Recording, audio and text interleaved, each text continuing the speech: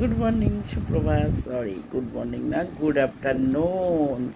তো আজকে রান্নাবান্না নেই, খুব মজা। আজকে রান্নাবান্না নেই, আজকে একটু কাজ আছে ঘরে। ঘরে কাজটা করে নেবো। আজকে দিদির বাড়িতে যাব বিরিয়ানি খেতে। তো তোমরা জানো কালকে এত বিরিয়ানি কথা বলছিলাম যে বিরিয়ানি নাম শুনলে আমার খেতে ইচ্ছা করে। তো বিরিয়ানি খেতে যাব।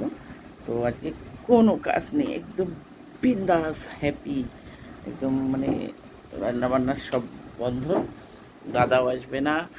আর ছেলে আর আমি, শুধু ছেলের জন্য ভাত বসাবো, কারণ ছেলে বিরিয়ানি খায় না, আমার বিপরীত। তো যাই হোক, ঘরটার মুছে নিই আজকে। সাথে থাকো, সারাদিন আমি কি করি আমার সাথে থেকে দেখো, সাথে থাকো। হ্যালো, ঘরটা মুছে নিচ্ছি। তো ঘরটা মোছার পর এখনও কাজ আছে, সাথে থাকো। বলেছি আজকে আমি সারাদিন কী কী করি তোমাদের সব দেখাবো। তো আজকে আমার সাথে থাকো। এই দেখো, ছেলের ভাত বসাবো, তো চালটা ধুয়ে নিচ্ছি। আজকে রান্না নেই, তো ভাবলাম আলিয়ার কাজটা করে রেখে দিই। তো আলিয়াটা কেটে রেখে দিই, কালকে কাজটা অনেকটা এগিয়ে যাবে।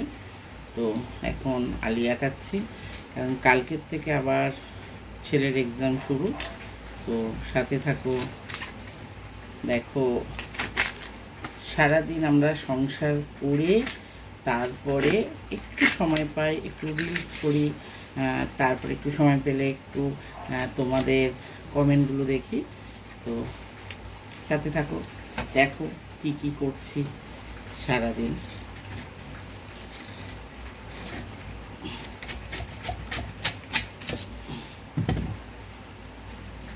খেতে খুব ভালো লাগে আমার, মানে আলিয়াটা খেতে খুব ভালো লাগে। আলিয়া বলে কথা নেই, খাওয়ার জিনিসই ভালো। বসে বসে খাওয়ার তো আলাদাই মজা। তো ওখানে গ্যাসে ছেলেটার ভাতটা দিয়ে দিয়েছি, এবার আলিয়াটা কেটে নেব।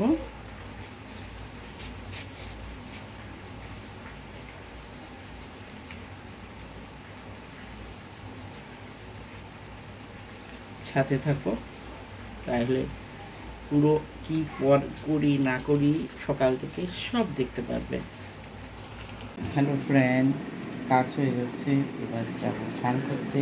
ছেলেকে স্নান করাবো, নিজে স্নান করবো। তো সাথে থাকো, পাশে থাকো।